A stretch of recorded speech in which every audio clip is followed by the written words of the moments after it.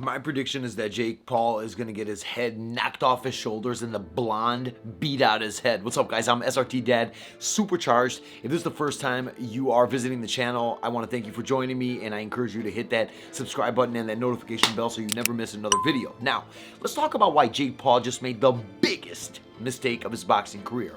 Now, Jake Paul is a guy who blew up as a YouTuber. Everybody knew him for being a troll, comes from the Disney world as an actor, and then decides to become a boxer. Nothing wrong with that. However, the way he entered the boxing world was a little bit strange, for lack of better words. He chose competitors who were really not boxers. Okay, he's fought Nate Robinson, who is a guy who played in the NBA many years ago and retired.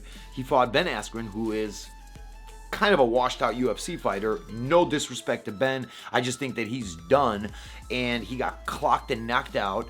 He also fought another YouTuber, and he fought Tyron Woodley. Now let's talk about Tyron Woodley for a second. Tyron Woodley, especially fans of the UFC and MMA world, grew up watching this guy absolutely maul people. This guy was a monster, a world champion, not to be disrespected.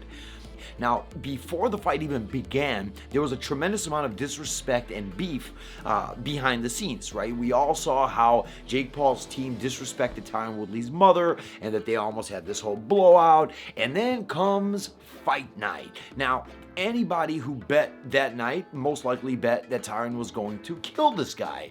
And unfortunately for Tyron, what we saw was a very different Tyron Woodley. We saw a timid Tyron Woodley, almost scared to actually approach Jake Paul. And when you flip the coin on the other side, we saw a Jake Paul that was able to stand his ground against a guy who used to be a world champion fighter. The reason I think that Jake made the biggest mistake of his boxing career is because there was so much trash talk to other fighters. There was so much disrespect to the MMA community, to Dana White, and the way he went about asking people, or not even asking them to fight or calling them out. He was just creating marketing pieces, right, in the form of YouTube videos and Instagram videos, trolling and calling out names that everybody knows he would never fight. Any normal person that has any sort of knowledge of the MMA world, of the boxing world, understands that Jake Paul would never fight Canelo. He would never fight Nick and Nate Diaz. I mean, he made a whole list of all the people that he would fight and knock out, which is cool. I think it was a good marketing piece, and it got a tremendous amount of views and clicks. With that said, right now, we're at a point where Jake was supposed to fight a guy named Tommy Fury. Fury pulls out of the fight about 2 weeks before it's time to rumble, and guess who's next in line? Tyron Woodley.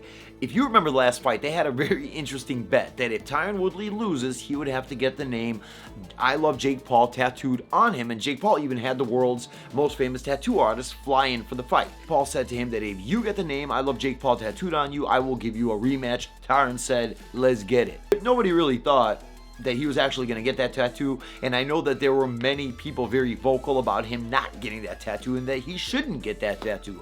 Why is it the biggest mistake of Jake's boxing career? Because if you know how Tyron Woodley fights, and if you've seen recent footage of him training, you know that this is not a guy who's been sitting there eating McDonald's watching TV. This is a guy who's been in the gym, he's been training, he's in incredible shape, and he's taken a lot of heat and a lot of judgment from other fighters. You got to also realize this.